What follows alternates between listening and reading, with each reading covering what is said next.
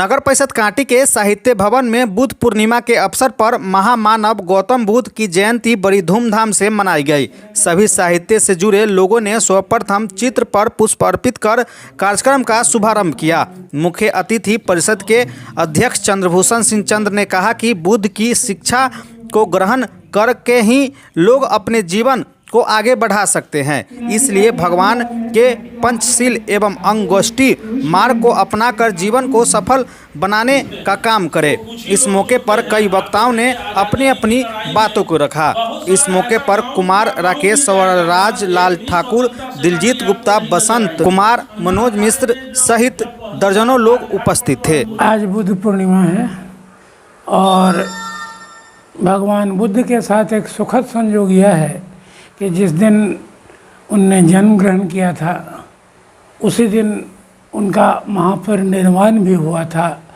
और ज्ञान प्राप्ति की तिथि भी वही है, यानी बैसाख पूर्णिमा को उनने ज्ञान प्राप्ति,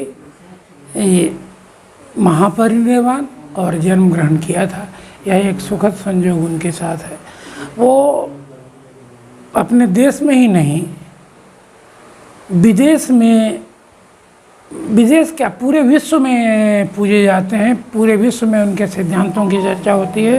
पूरे विश्व के लोग उनको गुरु के रूप में या माने उनसे ज्ञान प्राप्त करता है पूरा विश्व। तो ये गर्व का विषय है कि हमारे, और हमने जो बिहार की चर्चा हमारे रोहित रंजन जी ने की, बौद्ध विहार के नाम पर ही इसका नाम बिहार है।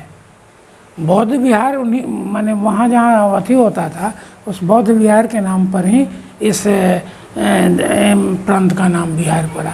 हालांकि ऐसे पहले ये संयुक्त प्रांत था, फिर ये बंगाल से कटा, लेकिन वो बौद्ध विहार के नाम पर ही इसका नाम बिहार है। और कुशी जो मुजफ्फरपुर ज़िले में अवस्थित है वह है बुद्ध का महापरिनिर्वाण स्थल है। ये 1961 में से ही चर्चा का विषय है। 1962 में चुटकुलानंद झा जी ने एक आर्यावर्त तब निकलता था, उसमें एक टॉपिक इनने दिया था। बाद में सूर्यदेव बाबू ने भेर बुद्धा डाइट करके एक किताब लिखी थी जिसमें महापरिनिर्वाण की विस्तृत चर्चा थी।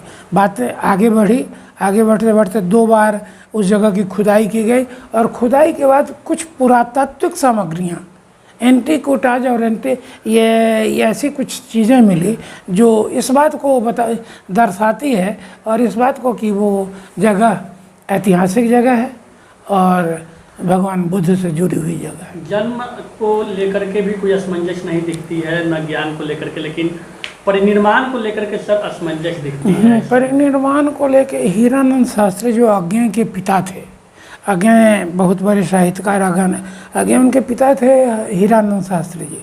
उस शोध उनने जो पहले बार खुदाई की तो उनने बताया कि कसिया, उत्तर प्रदेश का कसिया ही ये क्या कहते हैं महापरिनिर्वाण की धरती है।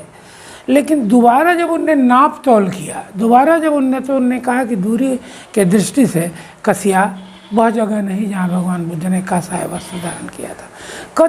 कई विद्वानों ने उस पर चर्चा की और कई विद्वानों ने बताया कि वो उनके कासाय वस्त्र धारण करने की जगह है। कसिया जो है जहाँ उनने माथा मुंडन कराया था और कासाय वस्त्र वहाँ धारण किया था।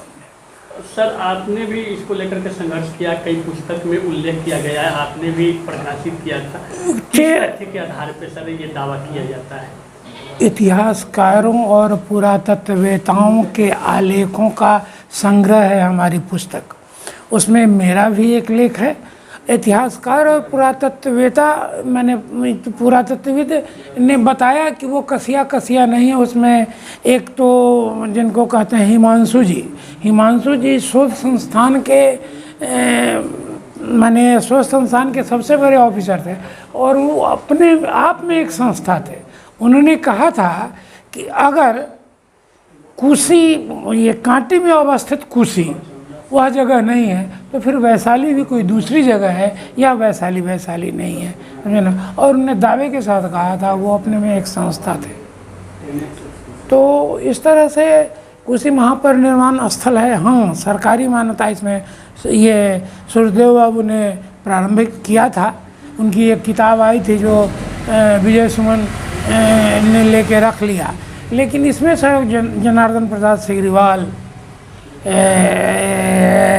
डॉक्टर रघुवंश प्रसाद सिंह, ये तमाम लोगों ने इसमें बहुत सारी कोशिशें की, लेकिन इतना समय ही काल कवलित हो गए।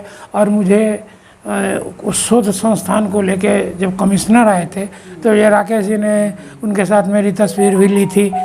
गौतम ये क्या कहते हैं रघुवंश बाबू थे, आज मर गए, डॉक्टर गिरीश नंदन मिश्र, बार बार हमको अति करके कि आप यहाँ के प्रधान। इतनी आवाज़ उठने के बावजूद, इतने कुछ संघर्षों के बावजूद आखिर कहाँ पे कमी रह जा रही है? क्या कारण लग रहा है जो इस तरह के पर्यटन स्थल को विकसित नहीं किया जा? सत्य अगर हृदय से बताऊं तो जमीन से जो सामग्री मिलनी चाहिए थी वह सामग्री किसी को अभी उपलब्ध नहीं हो पा रही है, या जो मिली उसको जो जिन लोगों ने लेके अपने यहाँ रख लिया उसका ठीक से रिपोर्ट नहीं किया, उसका ठीक से रपट नहीं आ पाया।